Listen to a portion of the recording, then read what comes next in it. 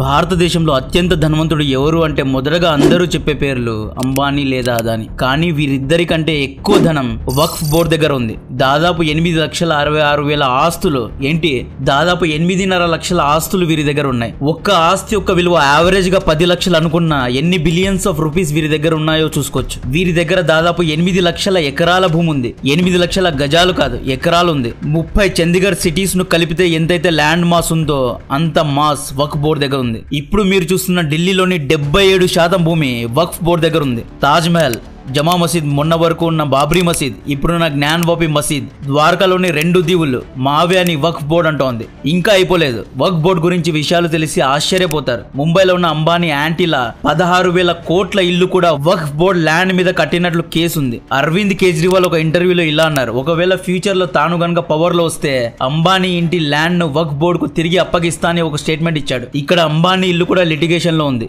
ఇవన్నీ కాదు, తమిళనాడులోని 1500 ఏళ్ల చోళ టెంపుల్ వక్ఫ్ బోర్డు భూమి మీద ఉంది అన్న విషయం మీకు తెలుసా? హైదరాబాద్ లో ఉన్న 42% భూములు వక్ఫ్ బోర్డు అండర్ లో ఉన్నాయి. హైదరాబాద్ లో ఉన్న ఫేమస్ విప్రో క్యాంపస్ చూసారా, అది కూడా వక్ఫ్ బోర్డు ప్రాపర్టీనే. ఢిల్లీ ఎయిర్పోర్ట్ కూడా వక్ఫ్ బోర్డుదే.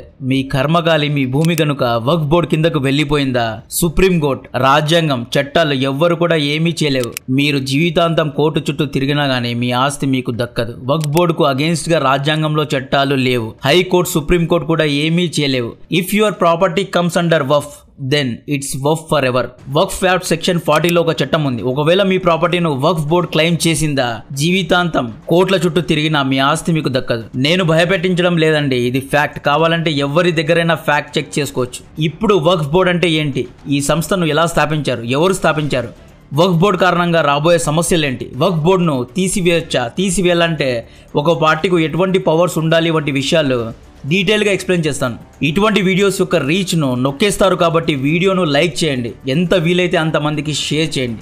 Crore rupees worth of land is owned by the Waqf Board. Living in 6 Hindu-dominated villages in Tamil Nadu's Trichy area are in a state of shock. They were rudely informed that the lands they owned for decades altogether had been claimed by the Waqf Board. Great impunity. Perhaps the reason behind this is the Waqf Act itself. WAKF వక్ఫ్ అంటే ఉర్దూలో meaning stopping లేదా నిర్బంధించడం. పేరులోనే clear గా ఉంది. ఒక ప్రాపర్టీను నిర్బంధించడం, confine చేయడం, detention చేయడాన్నే వక్ఫ్ అంటారు. ఈ సంస్థను నడిపే వారి యొక్క సమూహాన్ని బోర్డు అంటారు. రెండింటినీ కలిపితే వక్ఫ్ బోర్డు అంటారు. ఇస్లాం షరియా లా ప్రకారం ఒక ప్రాపర్టీ వక్ఫ్ కిందకు వస్తే దాన్ని రిలీజియస్ ప్రాపర్టీగా అల్లా యొక్క ప్రాపర్టీ కిందకు వస్తుంది. దాని తర్వాత మీ ప్రాపర్టీను ఎవ్వరూ సేల్ చేయలేరు. వన్స్ ప్రాపర్టీ వక్ఫ్ బోర్డు కిందకు వచ్చేస్తే దాన్ని ఎవ్వరూ కొనలేరు. ఫర్ ఎవర్ అది వక్ఫ్ బోర్డు దగ్గర ఉంటుంది అన్నమాట. ఆ ప్రాపర్టీ పర్మనెంట్ గా అల్లాకు అంకితం అవుతుంది. అది అల్లా ఆస్తిగా భావిస్తారు. కట్ చేస్తే ఢిల్లీ సుల్తానేట్ టైం పీరియడ్ లో అంటే 1210 CE లో ఢిల్లీ సుల్తాన్ మౌజుద్దీన్ సామ్ గోవర్ భారత భూములను తన సొంత మనుషులకు దానంగా ఇచ్చాడు. ఈ క్రమంలోనే ఆ సుల్తాన్ ఢిల్లీ రాజ్యంలోని 2 విలేజెస్ ను జమా మసీద్ ముల్తాన్ కు రాసి ఇచ్చాడు. తర్వాతి రోజుల్లో వేరువేరు ముస్లిం ఆక్రమకారులు భారతదేశాన్ని పాలించసాగారు. వాకీఫ్ అనే వ్యక్తి వక్ఫ్ బోర్డును స్థాపించాడు. ఒకప్పుడు వక్ఫ్ బోర్డు అనేది ఒక చారిటబుల్ ట్రస్ట్ లాగా ఉండేది. ఇస్లామిక్ రాజులు ఎన్నో ప్రాపర్టీస్ ను, ఎన్నో భూములను వక్ఫ్ బోర్డుకు దానం చేసేవారు. ఈ విధంగా వక్ఫ్ ఖాతాలో ఆస్తులు యాడ్ అవుతూ వచ్చాయి. లేట్ 19th సెంచరీలో భారత్ పైన బ్రిటిష్ పాలన ఉన్నప్పుడు వక్ఫ్ బోర్డు పైన లండన్ ప్రైవీ కోర్టులో ఒక కేసు వేశారు. ఏమని కేసు వేశారు అంటే వక్ఫ్ బోర్డు చేసేది అన్కాన్స్టిట్యూషనల్, ఇది కరెక్ట్ కాదని కేసు వేశారు. ఈ వక్ఫ్ బోర్డును తీసివేయాలని కేసు వేశారు. 4 జడ్జీల బెంచ్ ఈ కేసును విని వక్ఫ్ బోర్డును ఇన్వాలిడ్ గా ధృవీకరించి ఒక తీర్పు ఇవ్వడం జరిగింది. బట్ ఈ తీర్పును అప్పటి కంబైన్డ్ ఇండియాలో ఉన్న ముస్లింస్ ఒప్పుకోలేదు. ముసల్మాన్ వక్ఫ్ వాలిడేటింగ్ యాక్ట్ ఆఫ్ 1913 అనే చట్టం వక్ఫ్ బోర్డును కాపాడింది. బ్రిటిష్ మన పైన ఆక్రమణ చేసింది కాబట్టి అప్పట్లో హిందూస్, ముస్లింస్ ఇద్దరు బ్రిటిష్ కు అగేన్స్ట్ గా ఉండేవారు కాబట్టి ఆబ్వియస్ గా ఆ సమయంలో బ్రిటిష్ తీర్పును ఎవరు యాక్సెప్ట్ చేయలేరు. సో ఈ విధంగా వక్ఫ్ బోర్డు 1947 వరకు కొనసాగింది. 1947 పార్టీషన్ తర్వాత హిందూ, ముస్లింస్, సిఖ్స్ ఇలా చాలా మంది పాకిస్తాన్ నుండి ఇండియాకు వచ్చారు. వీళ్ళు ఇండియాకు వచ్చినప్పుడు పాకిస్తాన్లో ఉన్న వారి యొక్క ప్రాపర్టీస్ను, వారి యొక్క ఇళ్లను, వారి యొక్క షాపుల పైన పాక్ ప్రభుత్వం అధికారం తీసుకుంది. అంటే పాక్ ప్రభుత్వం వారి యొక్క భూములను తీసుకుంది అన్నమాట. At the same time India నుండి కూడా కొంతమంది ముస్లిమ్స్ పాకిస్తాన్ కు వెళ్లారు. వాళ్ళ యొక్క ఇళ్లను ఇండియన్ గవర్నమెంట్ తీసుకోవాలి కదా, కానీ ఇండియన్ గవర్నమెంట్ తీసుకోలేదు. ఆ భూములను ఇండియన్ గవర్నమెంట్ వక్ఫ్ బోర్డుకు అప్పగించింది అన్నమాట. ఈ విధంగా వక్ఫ్ బోర్డు దగ్గర ఇండియా నుండి పాకిస్తాన్ కు వెళ్లిన వారి యొక్క షాప్స్, వారి యొక్క ఇల్లు, వారి యొక్క అగ్రికల్చర్ ల్యాండ్స్ మొత్తం వక్ఫ్ బోర్డు ఖాతాలో చేరాయి. 1954లో నెహ్రూ గారు వక్ఫ్ బోర్డును సెంట్రలైజ్ చేశారు. వఫ్ యాక్ట్ 1954ను అమలు చేశారు. ఇంకా బాగా అడ్మినిస్టర్ చేసే చట్టాలు ఇచ్చారు.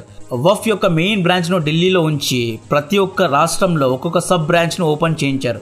వక్ఫ్ బోర్డ్ ఆంధ్రప్రదేశ్, వక్ఫ్ బోర్డ్ తమిళనాడు, వక్ఫ్ బోర్డ్ కర్ణాటక, ఇలా డిఫరెంట్ బ్రాంచెస్ను ఓపెన్ చేశారు అనమాట. దీని తర్వాత వఫ్ అడ్మినిస్ట్రేషన్ అంటే పరిపాలన ఇంకా స్ట్రాంగ్ అయింది. 1964లో అప్పటి ప్రభుత్వం వక్ఫ్ బోర్డును స్టాట్యుటరీ బాడీగా నియమించింది. స్టాట్యుటరీ బాడీ అంటే నాన్ కాన్స్టిట్యూషనల్ బాడీ. అంటే ఈ వక్ఫ్ బోర్డుకు రాజ్యాంగంలో ఉన్న చట్టాలకు ఎటువంటి సంబంధం ఉండదు.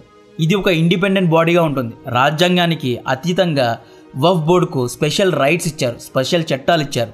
దీన్ని సింపుల్గా ఎక్స్ప్లెయిన్ చేస్తే హిందూ టెంపుల్స్ ఉన్నాయి, దీన్ని ప్రభుత్వం కంట్రోల్ చేస్తుంది.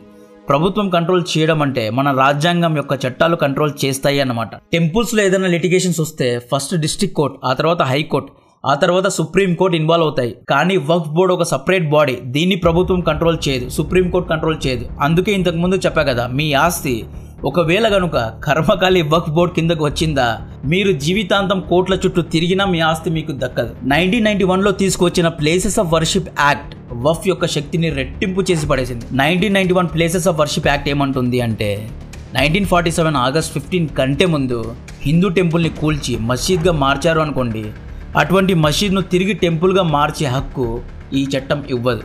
అంటే అది మసీద్ లాగానే ఉండిపోవాలి.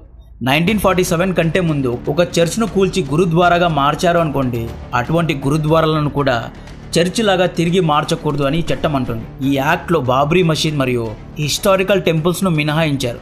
రామ్ మందిర్ యాక్ట్ కిందకు రాదు. సో 1991 యాక్ట్ ప్రకారం 1947 కంటే ముందు ధ్వంసం చేసి మసీద్గా మార్చిన ఆస్తులన్నీ వక్ఫ్ బోర్డు కిందకు వచ్చేసాయి. ఉదాహరణకు ద్వారకా జ్ఞాన్వాపి మసీద్ వక్ఫ్ బోర్డు ఆస్తులే. సో దీంతో వక్ఫ్ బోర్డు ఇంకా స్ట్రాంగ్ అయింది, ఆస్తులను పెంచుకుంటూ పోయింది. 1995లో సెక్షన్ 3 అనే యాక్ట్ వక్ఫ్ బోర్డును సూపర్ పవర్ను చేసింది.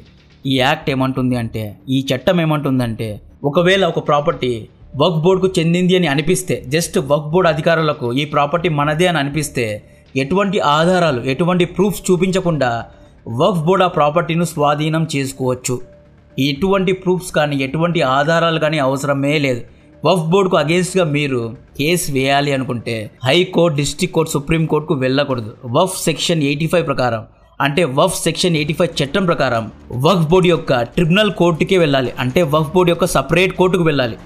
వక్ఫ్ ట్రిబ్యునల్ కోర్టు ఇచ్చే తీర్పే ఫైనల్. ఈ తీర్పును మీరు సుప్రీం కోర్టుకు వెళ్ళి ఛాలెంజ్ చేయలేరు. పొద్దున లేస్తే సెక్యులరిజం, ఈక్వాలిటీ, కాన్స్టిట్యూషన్ అని మాట్లాడే మనం దీనికంటే అన్కాన్స్టిట్యూషనల్ ఉందా అనేది మనకు మనమే ప్రశ్నించుకోవాలి. వక్ఫ్ అనేది ఒక సపరేట్ స్టాచ్యుటరీ బాడీ. కాశ్మీర్లో ఎలాగైతే ఒకప్పుడు ఆర్టికల్ 370, 35A అనే సపరేట్ చట్టాలు ఉండేవో, ఈ చట్టాలు ఎలాగైతే కాశ్మీర్కు సపరేట్ పిఎంను, సపరేట్ ఫ్లాగ్ను, సపరేట్ రాజ్యాంగాన్ని పెట్టుకునే హక్కును ఇచ్చిందో, వక్ఫ్ బోర్డు కూడా సేమ్ టు సేమ్ అలాగే ఉంటుంది. వక్ఫ్ ఎవ్వరికీ భయపడదు. వక్ఫ్ సుప్రీం కోర్టు అంటే ఎవరు అంటుంది. ఇస్లామిక్ దేశంలో కూడా ఇటువంటి వక్ఫ్ బోర్డు చట్టం లేదు. పాకిస్తాన్లో కూడా ఇటువంటి ఒక చట్టం లేదు. ఈక్వాలిటీ గురించి మనం మాట్లాడుతున్నాం కదా, ముస్లిమ్స్ కోసం వక్ఫ్ బోర్డు ఉన్నప్పుడు హిందువుల కోసం హిందూ బోర్డు ఉండాలి, క్రిస్టియన్స్ కోసం క్రైస్ట్ బోర్డు ఉండాలి, సిక్కులు అండ్ జైన్ల కోసం సిక్ అండ్ జైన్ బోర్డ్స్ ఉండాలి, పార్సీలు, ఇండియాలోనే అత్యంత మైనారిటీ ఉన్న పార్సీలకు పార్సీ బోర్డు ఉండాలి. ఇవన్నీ ఎందుకు లేవు? 1947 నుండి 2014 వరకు ఎక్కువగా కాంగ్రెస్ పాలన ఉండేది. 2014 నుండి 2024 వరకు బీజేపీ పాలన ఉంది. ఈ ఇద్దరు నాయకులకు వక్ఫ్ బోర్డు చేస్తున్న అన్కాన్స్టిట్యూషనల్ పద్ధతులు గుర్తుకు రాలేదా? ఎందుకని ఎవ్వరూ దీని గురించి మాట్లాడడం లేదు? ఎందుకంటే వక్ఫ్ బోర్డు అనేది చాలా పవర్ఫుల్ కాబట్టి. సుప్రీం కోర్టును చూసి పెద్ద పెద్ద నాయకులు భయపడతారు. అటువంటిది ఎందుకని ఇంతవరకు ఎవ్వరు వక్ఫ్ బోర్డు గురించి మాట్లాడరు? రీసెంట్గా తమిళనాడు రాష్ట్రానికి చెందిన ఒక హిందూ ఫార్మర్ తన కూతురి పెళ్లి కోసం తన భూమిని అమ్మడానికి రిజిస్టర్ ఆఫీస్కు వెళ్ళాడు. రిజిస్టర్ ఆఫీస్ అధికారి, నువ్వు ఈ భూమిని అమ్మలేవు, ఇది వక్ఫ్ బోర్డుకు చెందిన ప్రాపర్టీ అన్నాడు. షాక్ అయిపోయిన ఆ ఫార్మర్ కోర్టుకు వెళ్ళాడు. కోర్టు అధికారి, ఇది వక్ఫ్ బోర్డు సంబంధించిన ల్యాండ్, లిటిగేషన్ ల్యాండ్, నువ్వు వక్ఫ్ బోర్డు యొక్క సపరేట్ ట్రిబ్యునల్ కోర్టుకు మాత్రమే వెళ్ళాలి అన్నాడు. ఆ రైతు ఏమీ చేయలేక వక్ఫ్ ట్రిబ్యునల్ కోర్టుకు వెళ్ళి విచారిస్తే అప్పుడు వక్ఫ్ కోర్టు ఏమనింది, ఇది అల్లా భూమి, దీన్ని నువ్వు అమ్మలేవు అంది. వక్ఫ్ చట్టం ప్రకారం ఇది మా భూమి అని తీర్పిచ్చారు. బాధతో ఆ రైతు ఏమీ చేయలేక, ఎవ్వరి సహాయం అడగాలో తెలియక మీడియా ముందు మొరబెట్టుకున్నాడు. ఎందుకంటే వక్ఫ్ ట్రిబ్యునల్ కోర్టు డిసిషన్ను సుప్రీం కోర్టులో ఛాలెంజ్ చేయలేం కాబట్టి. ఏమీ చేయలేక మీడియా ముందుకు వెళ్ళాడు. అప్పట్లో మీడియా దీన్ని ఒక పెద్ద ఇష్యూ చేసింది. తర్వాత మీడియా వక్ఫ్ పెద్దలను ఇంటర్వ్యూ చేసి అడిగింది, ఎందుకయ్యా ఇటువంటి పేద రైతు యొక్క భూమిని లాక్కున్నావు అని అడిగితే అప్పుడు ఆ వఫ్ పెద్దలు ఏమన్నారు అంటే తమిళనాడులోని చాలా విలేజెస్ వఫ్ ప్రాపర్టీ కిందకు వస్తాయి. అంతెందుకు 1500 ఏళ్ల చోళ టెంపుల్ కూడా వఫ్ ప్రాపర్టీనే అని ఒక సెన్సేషనల్ స్టేట్మెంట్ ఇచ్చాడు. దీని తర్వాత అందరి ఫ్యూజులు ఎగిరిపోయాయి. దీంతో ఈ ఇష్యూ పెద్ద హైలైట్ అయింది. 1947 పార్టీషన్ తర్వాత పాకిస్తాన్ నుండి ఇండియాకు వచ్చిన వారి భూములను పాక్ ప్రభుత్వం రెఫ్యూజీలకు ఇచ్చింది. కానీ ఇండియా నుండి పాకిస్తాన్కు వెళ్లిన వారి భూములను ఇండియా కూడా రెఫ్యూజీలకే ఇవ్వాలి. కానీ ఇండియా రెఫ్యూజీలకు ఇవ్వలేదు. రెఫ్యూజీలు అంటే పాక్ నుండి ఇండియాకు వచ్చిన ముస్లిం శరణార్థులకు ఇవ్వలేదు, వక్ఫ్ బోర్డుకు ఇచ్చింది. వక్ఫ్ బోర్డు కారణంగా హిందువులు ఒకటే కాదు ముస్లిమ్స్ కూడా నష్టపోయారు. ఇది హిందూ క్రిస్టియన్ సిక్కుల సమస్య కాదు, ముస్లిమ్స్ కూడా ఎన్నో ఎకరాల భూములను వక్ఫ్ బోర్డుకు ఇచ్చేశారు. ఉదాహరణకు వక్ఫ్ బోర్డు పెద్దలకు అస్లాం అనే వ్యక్తితో శత్రుత్వం ఉంది. ఆ పెద్ద ఏం చేస్తాడు, అస్లాం యొక్క షాప్ ను వక్ఫ్ బోర్డుకు రాసిస్తాడు. అప్పుడు అస్లాం ఏం చేయగలడు, ఏమీ చేయలేడు. కోర్టుకు వెళ్ళలేడు, సుప్రీం కోర్టుకు వెళ్ళలేడు, వక్ఫ్ బోర్డు ట్రిబ్యునల్ కోర్టుకు వెళ్ళాలి. వక్ఫ్ బోర్డు పెద్దలందరూ ఒక్కరే కాబట్టి అస్లాంకు అగేన్స్ట్ గా తీర్పు వస్తుంది. సో అస్లాం తన షాప్ ను కోల్పోవాల్సి వస్తుంది. ఎందుకంటే దీన్ని పర్సనల్ గ్రడ్జెస్ కు అగేన్స్ట్ గా వాడుకోవచ్చు. వీళ్ళు సింపుల్ గా తమ శత్రువులను కూడా భయపడిస్తారు. ఇటువంటి ఉదాహరణలు ఎన్నో ఉన్నాయి. ఉత్తరప్రదేశ్ లోని ఒక లోకల్ బరియల్ గ్రౌండ్ ను వక్ఫ్ బోర్డు ఒక లోకల్ పొలిటీషియన్ కు అమ్మేసింది. దీంతో అక్కడి ముస్లిం ప్రజలు వక్ఫ్ బోర్డు పైన నిరాశను వ్యక్తపరిచారు. అల్లా యొక్క ప్రాపర్టీ అని చెప్పి వక్ఫ్ బోర్డు ల్యాండ్ ను కూడా అమ్మేస్తుంది, డబ్బులకు ల్యాండ్స్ ను అమ్మేస్తుంది. తమిళనాడులో ఉన్న 400 ఎకరాల 14 హిందూ విలేజెస్ వక్ఫ్ బోర్డు కంట్రోల్లో ఉన్నాయి. అండ్ 1500 ఏళ్ల చోళా టెంపుల్ ల్యాండ్ ను వక్ఫ్ బోర్డు మా ప్రాపర్టీ అంటుంది.